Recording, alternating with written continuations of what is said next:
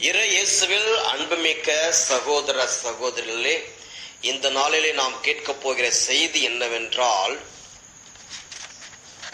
அறிவுரைக்கு செவி கொடு.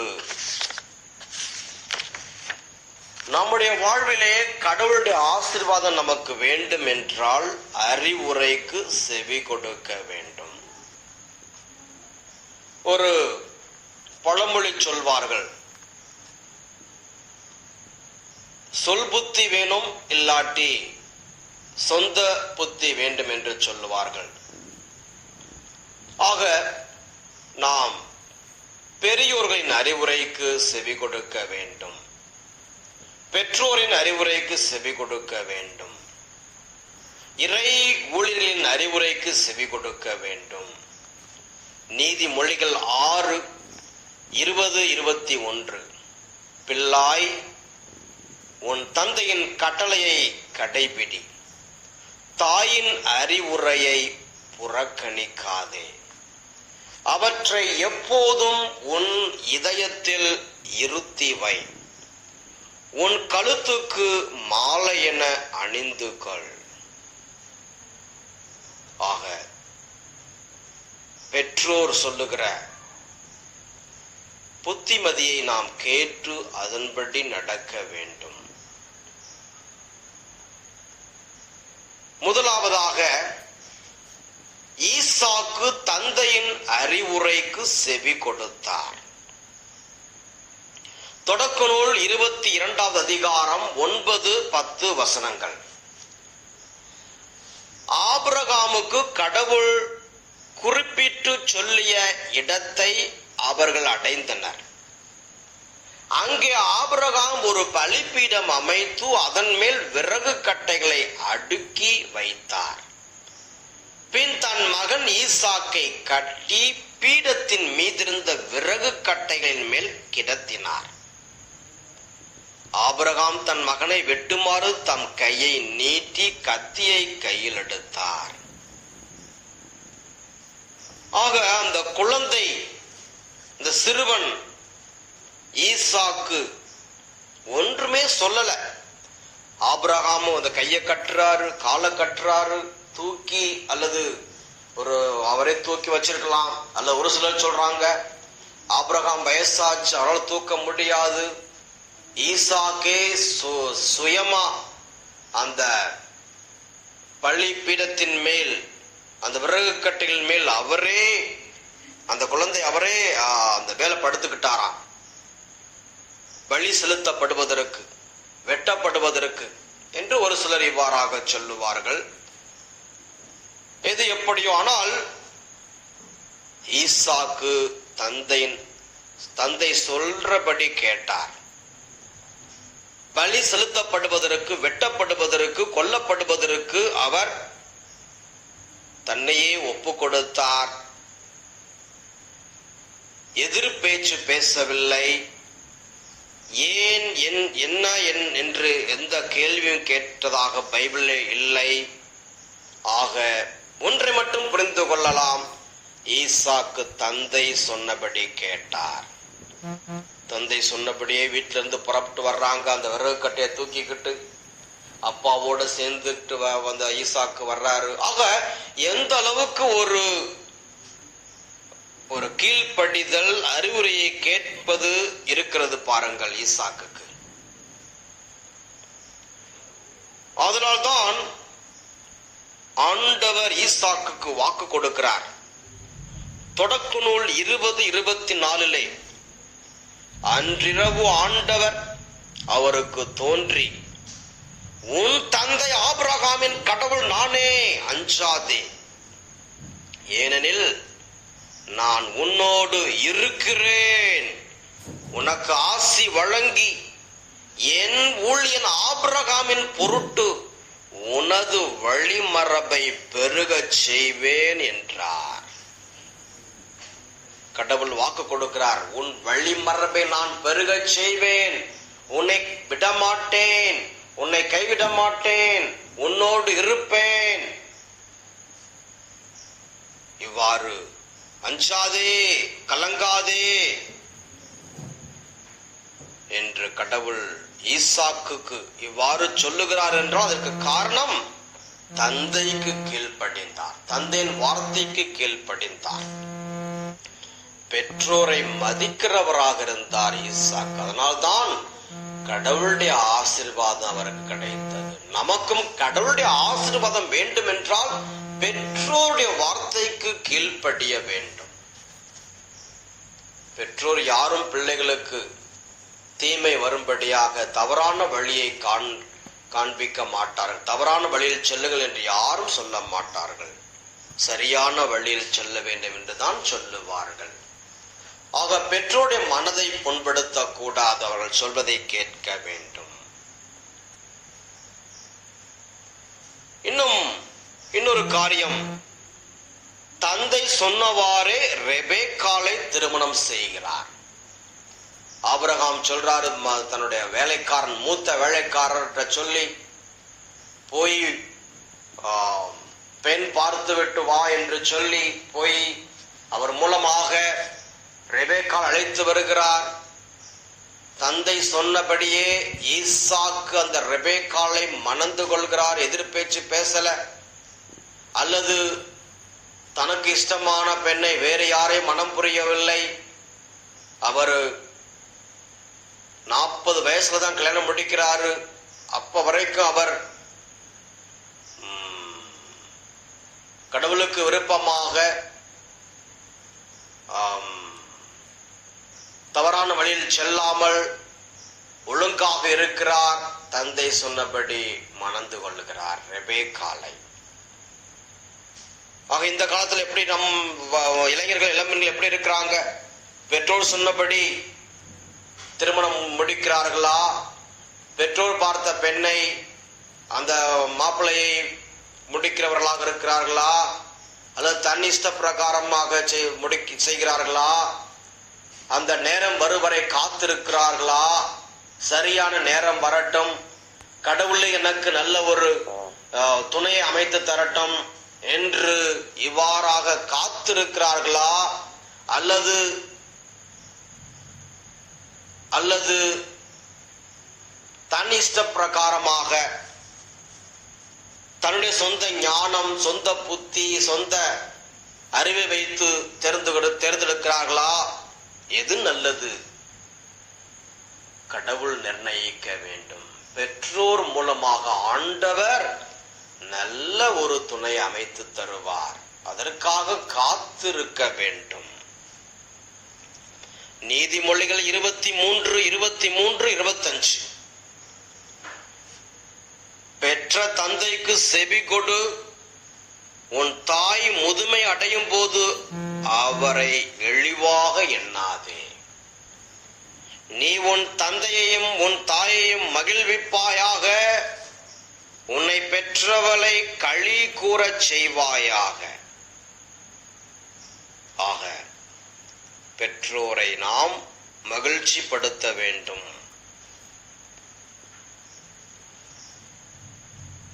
சீராக் 3:6. தந்தையரை மேன்மைப்படுத்துவோர் நீடு வாழ்வர், ஆண்டவருக்கு பணிந்து நடப்போர் தங்கள் அன்னையருக்கு மதிப்பு அளிப்பர். ஆக தந்தையரை மேன்மைப்படுத்துவோம், ஆண்டவருக்கு பணிந்து நடப்போம், தங்கள் அன்னையருக்கு மதிப்பு கொடுக்க வேண்டும். இப்படியாக ஈசாக்கு நல்ல உதாரணமாக இருக்கிறார். ஒவ்வொரு இளைஞருக்கும் இளம் பெண்ணுக்கும் ஈசாக்கை போல நாம் வாழ வேண்டும். இரண்டாவது காரியம், யோசேப்பு தந்தையின் வார்த்தைக்கேற்ப நடந்தார். தொடக்க நூல் 37:13. இஸ்ரவேல் யோசேப்பை நோக்கி, உன் சகோதரர்கள் செக்கேமில் ஆடு மேய்க்கிறார்கள் அல்லவா, அவர்களிடம் உன்னை அனுப்ப போகிறேன் என்று கூற, அவர் இதோ நான் தயார் என்றார். அவர் அவர்களிடம், நீ போய் உன் சகோதரர்களும் மந்தைகளும் நலமா என்று விசாரித்து வந்து எனக்கு தெரிவி என்று சொல்லி எபிரோன் பள்ளத்தாக்கிலிருந்து அவரை அனுப்பினார். அவரும் செக்கேமிற்கு வந்தார். ஆக யோசேப்பு தன் தந்தை சொன்னபடி நடக்கிறார். நீ போ, உன் சகோதரர்கள் ஆடு மேய்த்து கொண்டிருக்கிறார்கள், செக்கேமில் அவர்களுக்கு உணவு கொடு. சகோதரர்கள் எப்படி இருக்கிறார்கள், ஆடுகள் எப்படி இருக்கின்றன, நலம் விசாரித்து விட்டு வா என்று சொன்ன உடனே அவரும் சரி என்றார். எதிர்த்து பேசல. நான் எப்படி தனியா போவேன், நான் சின்ன பையன், என்னை அனுப்புறீங்க, எனக்கு என்ன தெரியும், இப்படியாக சாக்கு போக்கு சொல்லவில்லை, கீழ்ப்படிந்தார். அதனால்தான் தந்தைக்கு கீழ்ப்படிந்ததால் தான் ஆண்டவர் அவரை எகிப்திற்கு ஆளுநராக உயர்த்துகிறார். ஞான வரத்தை பெறுகிறார், தரிசனம் பெறுகிறார், மதிப்பு மரியாதை கௌரவம் பெறுகின்றார், வேண்டிய செல்வத்தை பெறுகிறார். கடைசியாக அவருடைய சகோதரர்கள் எல்லோரும் அவரிடம் தஞ்சம் புகும் படியாக ஆண்டவர் உயர்த்துகின்றார் யோசேப்பை. நீங்கள் அவ்வாறு பெற்றோருடைய வார்த்தைக்கு கீழ்ப்படிந்தீர்கள் என்றால், பெற்றோரை கனம் பண்ணுகிறீர்கள் என்றால், உங்கள் சகோதரர்கள் சகோதரிகளுக்கு முன்பாக ஆண்டவர் உங்களை உயர்த்துவார். உங்கள் குடும்ப நபர்கள் உறவினர்கள் முன்பாக ஆண்டவர் உங்களை உயர்த்துவார், உயர்த்தி வைப்பார். எப்பவும் சொல்லாதீங்க, நான் தானா பார்த்துக்கணும், நான் தானா சோறு போடணும், நான் தானா அவங்களுக்கு எல்லாம் செய்யணும் என்று சொல்ல வேண்டாம். மாறாக அவர்களை நீங்கள் பொறுமையோடு சகிப்புத்தன்மையோடு அவர்களை பார்த்து கொண்டீர்கள் என்றால், உங்கள் குடும்பம் மற்ற உங்கள் சகோதரர்கள் சகோதரிகளுக்கு முன்பாக உங்கள் குடும்பம் மேன்மையாக இருக்குமே ஒழிய தாழ்வாக இருக்காது. ஆண்டவர் உங்களை உயர்த்துவாரை ஒழிய தாழ்த்த மாட்டார். இது உண்மை, இது சத்தியம். ஆக அப்படிப்பட்ட ஒரு வாய்ப்பு கிடைக்கும் போது அதை பயன்படுத்திக் கொள்ளுங்கள். பெற்றோருக்கு கடைசி காலத்தில் அவங்களை பார்த்து கொள்ள வேண்டும், அவர்களுக்கு உணவு உடை இருப்பிடம் கொடுக்க வேண்டிய ஒரு வாய்ப்பு கிடைக்கும் போது அதை நீங்கள் அந்த வாய்ப்பை கடவுள் கொடுத்த வாய்ப்பாக பயன்படுத்தி கொள்ள வேண்டும். சந்தோஷமாக அதை ஏற்றுக்கொள்ள வேண்டும். ஞானம் உள்ளவர்கள் அதை ஏற்றுக்கொள்வார்கள். ஆக பிறரோடு கம்பேர் பண்ண வேண்டாம். அங்க ஒரு மாசம் இருக்க வேண்டான, இங்க ஒரு மாசம் இருக்க வேண்டாம் என்று சொல்ல வேண்டாம். அது ஞானமில்லாத ஒரு பேச்சு. நீதிமொழிகள் 10:17 நல்லுரையை ஏற்போர் மெய் வாழ்வுக்கான பாதையில் நடப்பர், கண்டிப்புரையை புறக்கணிப்போர் தவறான வழியில் செல்வர். ஆக நல்லுரையை ஏற்போர் மெய் வாழ்வுக்கான பாதையில் நடப்பர், கண்டிப்புரையை புறக்கணிப்போர் தவறான வழியில் செல்வர். ஆக நாம் கடவுளுடைய வார்த்தையை, நல்ல வார்த்தையை கேட்க வேண்டும். ஆக ஒரு இளம் வாலிபர் தன் விருப்பத்திற்கு ஏற்ப திருமணம் செய்தார். தன் விருப்பத்திற்கு ஏற்ப ஒரு பெண்ணை திருமணம் செய்தார். ஆனால் சில மாதங்கள் கழித்து அவர்கள் இருவரும் பிரிந்து விட்டார்கள். இருவருக்கும் மிஸ் அண்டர்ஸ்டாண்டிங், ஒருவரை ஏற்றுக்கொள்ளவில்லை, அவர்களால் சேர்ந்து வாழ முடியவில்லை. அதன் பிறகு அவர்கள் பிரிய வேண்டிய சூழ்நிலை. ஏனென்றால் அது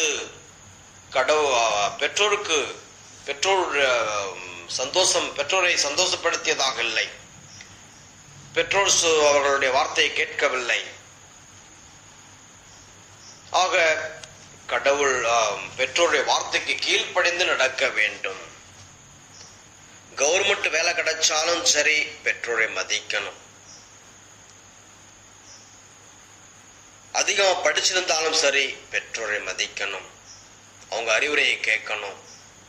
கொஞ்சம் பணம் சம்பாதிக்க ஆரம்பிச்சா போதும், கொஞ்சம் காசு கைக்கு வர ஆரம்பிச்சா போதும், கொஞ்சம் நல்ல வீடு கட்டினா போதும், கொஞ்சம்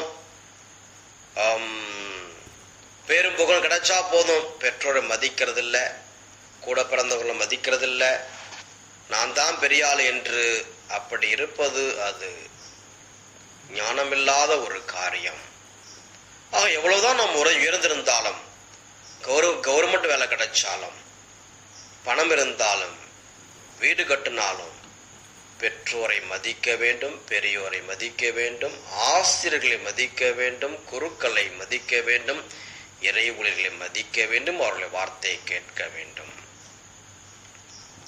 சீராக்கு 3:12 குழந்தாய், உன் தந்தையின் முதுமையில் அவருக்கு உதவு, அவரது வாழ்நாள் எல்லாம் அவர் உள்ளத்தை புண்படுத்தாதே. உன் தந்தையின் முதுமையில் அவருக்கு உதவு உதவு உதவு, அவரது வாழ்நாள் எல்லாம் அவர் உள்ளத்தை புண்படுத்தாதே புண்படுத்தாதே புண்படுத்தாதே. அவருடைய மனது புண்படுத்துற மாதிரி பேசக்கூடாது. தந்தையினுடைய மனதை அப்படியாக சிறு வயதில் எவ்வாறு நாம் பெற்றோரை பார்த்து பயந்து நடுங்கினோமோ அதே ஒரு பயம், நடுக்கம் நாம் 50-60 வயசானாலும் அது இருக்கணும். அது இருக்க மாட்டேங்குது சிலருக்கு. 50 வயசு 60 வயசு ஆனாலும் பெற்றோரை பார்க்கும் பொழுது ஒரு பயம், ஒரு நடுக்கம் இருக்கணும். சின்ன வயசுல எப்படி பயந்தோம், எப்படி நாம் இருந்தோம், அதே போல அது இருக்க வேண்டும். 3வது, ரூத்து தன் அத்தைக்கு செவி கொடுத்தார். ரூத்து 3வது அதிகாரம் 1 முதல் 5 வரை. ஒரு நாள் மாமியாராகிய நகோமி ரூத்திடம், நீ இல் வாழ்க்கையில் ஈடுபட்டு மகிழ்ச்சியுடன் இருக்குமாறு செய்வது என் கடமை அல்லவா? போவசு நமக்கு உறவினர், அவருடைய பணிப்பெண்களோடு தான் நீ இத்தனை நாள்களும் இருந்தாய். நான் சொல்வதை கவனமாக கேள். இன்றிரவு அவர் களத்தில் வார்கோதுமையை தூற்றிக் கொண்டிருப்பார். நீ குளித்துவிட்டு எண்ணெய் தடவிக்கொண்டு உன்னிடம் உள்ள ஆடைகளில் மிகவும் நல்லதை உடுத்திக்கொள். பின்னர் அவருடைய களத்துக்கு போ. ஆனால் அவர் உண்டு குடிக்கும் வரை அவர் கண்ணில் படாமல் இரு. அவர் படுக்கும் இடத்தை பார்த்து வைத்துக்கொள். அவர் உறங்கியதும் நீ சென்று அவர் கால்களை மூடியிருக்கும் போர்வையை விலக்கிவிட்டு அங்கேயே படுத்துக்கொள். அதற்கு மேல் நீ செய்ய வேண்டியதை அவரே உன்னிடம் சொல்வார் என்றார். ரூத்து, நீர் சொல்லி தந்த அனைத்தையும் நான் செய்கிறேன் என்றார். ஆக இவ்வாறாக நவோமி ஒரு அறிவுரையை கொடுக்கிறார் ரூத்துக்கு. நமக்கு அவர் உறவினர் தான், போவஸ் நமக்கு உறவினர் தான், நீ இவ்வாறாக செய் என்று சொன்ன பொழுது ரூத்து எதிர் பேச்சு பேசல. என்ன பேச்சு பேசுற நீ, என்ன அது இப்படியா சொல்லுவாங்க என்று சொல்லவில்லை. மாறாக நவோமியை மதிக்கின்றார், அத்தையை மதிக்கின்றார், அத்தையுடைய வார்த்தையை மதிக்கின்றார், அதன்படியே செய்கிறார். என்ன ஆனது? ஆண்டவர் ரூத்தின் பெயரையும் கூட இயேசு கிறிஸ்துவினுடைய மூதாதையர் பட்டியலிலே கடவுள் இடம்பெற செய்கின்றார். ஆக இயேசுவுக்கு மூதாதையர்களிலே ஒருவர் ரூத்தும் இருக்கின்றார். ஒரு மோவாபிய பெண், அந்நிய பெண். அவர் மூலமாக, அவருடைய சந்ததி மூலமாக இயேசு கிறிஸ்து வருவதை பார்க்கின்றோம். ஏனென்றால் தன் அத்தைக்கு மதிப்பு கொடுத்தார், அத்தையுடைய வார்த்தைக்கு கீழ்ப்படிந்தார். ஆக அத்தை மதிக்கின்றீர்களா? அத்தையுடைய வார்த்தையை கேட்கின்றீர்களா? அத்தை மதிக்க வேண்டும், வார்த்தையை கேட்க வேண்டும், செவி கொடுக்க வேண்டும். அப்பொழுதுதான் ஆசீர்வாதம். சபை உரையாளர் 7:5 மூடர் புகழ்ந்துரைப்பதை கேட்பதினும் ஞானி இடித்துரைப்பதை கேட்பதே நன்று. மூடர் நம்மளை புகழ்ந்துகிட்டே இருக்கிறான், அதை கேட்கணுமா? அல்லது ஞானி நம்மை இடிச்சு இடிச்சு பேசுறான், இடித்துரைப்பதை இடித்து பேசுறார், எதை கேட்டா நமக்கு நல்லது? அந்த ஞானி நம்மை நம்முடைய மனதை புண்படுத்தி பேசினாலும் கூட அதுதான் நமக்கு நல்லது. ஆக ஒருவர் நம்மை புகழ்ந்துகிட்டே இருக்கிறாரு, அது வேண்டாம், ஞானி கேட்பதை கேட்போம். நீதிமொழிகள் 8:32 எனவே பிள்ளைகளே எனக்கு செவி கொடுங்கள், என் வழிகளை பின்பற்றுகின்றோர் நற்பேறு பெற்றோர். ஒரு வசதியான வீட்டு பெண், அந்த பெண் திருமணமானது, கணவர் வீட்டுக்கு போறாங்க. ஆனா கணவர் வீட்டுல கஷ்டம், துன்பம். அத்தை அவரை கொடுமைப்படுத்துகின்றார். வீட்டுல எல்லாரும் சாப்பிட்டதுக்கு அப்புறம் தான் கடைசியா சாப்பிடணும், வீட்டு வேலை செய்யணும், வீட்டை சுத்தம் பண்ணணும், அத்தை மற்றும் கணவர் துணிமணிலாம் துவைக்கணும். இப்படி ஏராளமான வேலைகள் இருக்கின்ற அவர் படித்தவர், பணக்கார வீட்டு பெண். ஆனாலும் பணிவோடு எல்லா வேலையும் செய்கின்றார், பணிவோடு இருக்கின்றார், எதிர்த்து பேசல, எல்லா வேலையும் செய்கின்றார். அதிக படிப்பு படித்தவர், பணம் படைத்தவர், பணிவு. ஆண்டவர் அவரை உயர்த்தினார், ஆண்டவர் அவரை ஆசீர்வதித்தார், நல்ல பிள்ளைகளை ஆண்டவர் அவருக்கு கொடுத்தார். இவ்வாறாக அந்த பெண்ணை ஆண்டவர் ஆசீர்வதித்தார். ஆக வசதியான வீட்டிலிருந்து வந்திருந்தாலும் பணிவோடு நடந்தார். அதே போலத்தான் நாமும் இருக்க வேண்டும்.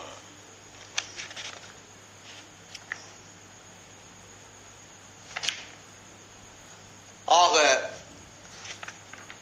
ஈசாக்கை போல இருக்க வேண்டும், யோசேப்பை போல இருக்க வேண்டும், ரூத்தை போல இருக்க வேண்டும். யாரை போல நாம் இருக்கக்கூடாது?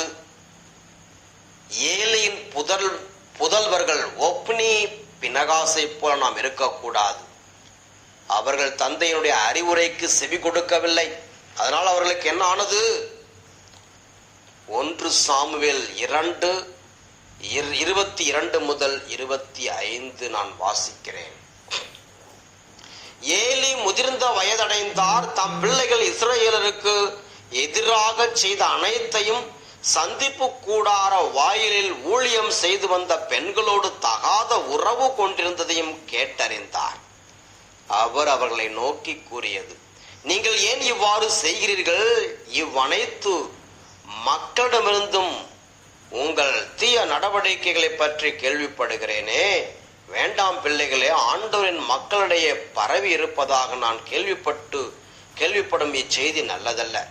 ஒருவர் மனிதருக்கு எதிராக பாவம் செய்தால் வேற எவராவது கடவுளிடம் அவருக்காக பரிந்து பேசலாம். ஆனால் ஒருவர் ஆண்டவருக்கு எதிராக பாவம் செய்தால் அவருக்காக பரிந்து பேசுவோர் யார்? இருப்பினும் அவர்கள் தங்கள் தந்தையின் குரலுக்கு செவி கொடுக்கவில்லை, ஏனெனில் அவர்கள் கொல்லப்பட வேண்டும் என்பது ஆண்டவரின் திருவுளமாக இருந்தது. ஆக இவர்கள் தந்தையுடைய வார்த்தைக்கு செவி கொடுக்கவில்லை. அதனால என்ன ஆச்சு? 1 சாமுவேல் 4:11 கடவுளின் பேழை கைப்பற்றப்பட்டது. ஏலியின் 2 புதல்வர்கள் ஒப்னியும் பினகாசும் மாண்டனர். இருவரும் இறந்து போனார்கள். காரணம், தந்தையின் வார்த்தைக்கு செவி கொடுக்கவில்லை. நீதிமொழிகள் 15:32 கண்டிக்கப்படுவதை புறக்கணிக்கிறவர் தமக்கே கேடு வருவித்துக் கொள்கிறார். அறிவுரையை கவனமாக கேட்பவர் உணர்வை அடைவர். ஆக கண்டிக்கப்படுவதை நாம் புறக்கணிக்க கூடாது. அந்த காலத்துல எல்லாம் பார்த்தா ஆசிரியர்கள் அடிப்பாங்க, குச்சி எடுத்து கையில காலில் அடிப்பார்கள். ஆனா யாரும் பெற்றோர்கள் போய் அப்பெல்லாம் கேட்க மாட்டாங்க, நம்ம பிள்ளை நல்லா இருக்கணும் தான் அடிக்கிறார் என்று அவர்கள் கேட்க மாட்டாங்க. ஆனா இந்த காலத்துல ஒரு சின்ன அடி அடிச்சா வந்துடுறாங்க, சண்டைக்கு வர்றாங்க, போலீஸ் ஸ்டேஷன் போவது, என் பிள்ளை அடிச்சிட்டாங்க என்று. அதனால பிள்ளைகள் தவறான வழியில் செல்லுகிறார்கள், பிள்ளைகள் கெட்டு போகிறார்கள். இப்ப சிறு வயதிலேயே பிள்ளைகள் தவறான வழியில் செல்வது பெற்றோர் ஆசிரியர்களும் கண்டிக்க பயப்படுகிறார்கள். ஆக ஒருவேளை ஆசிரியர்கள் குருக்கள் உங்கள் பிள்ளைகளை அடித்தால் அது நல்லதுக்குத்தான் என்று ஏற்றுக்கொள்ளுங்கள். கண்டிக்கிறார்கள், திட்டுகிறார்கள், அடிக்கிறார்கள் என்றால் அது நல்லதுக்குத்தான் என்று ஏற்றுக்கொள்ளுங்கள். சண்டைக்கு போக வேண்டாம், அவர்களை திட்ட வேண்டாம், அடிக்க வேண்டாம்.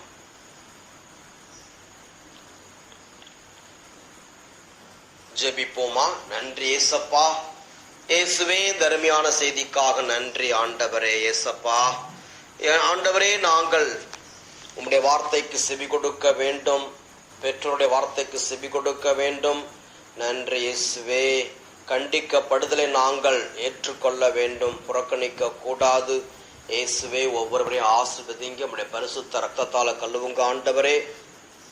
முக்கியமாக இளம்பெண்கள், இளைஞர்கள், இளம்பெண்களை ஆசீர்வதிங்க, சிறுவர்கள், சிறுமிகளை ஆசீர்வதிங்க ஆண்டவரே. அவர்கள் பணிவோடு ஆசிரியர்கள் சொல்லுகிறதை கேட்பார்களாக, பெரியவர்கள் சொல்வதை கேட்பார்களாக, தங்கள் வாழ்வை உமக்கு ஏற்றவாறு மாற்றிக்கொள்வார்களாக. நன்றி இயேசப்பா. Thank you Jesus. இந்த ஜெபங்களை எங்கள் ஆண்டவர் இயேசு கிறிஸ்து வழியாக உம்மை மன்றாடுகின்றோம். ஆமென்.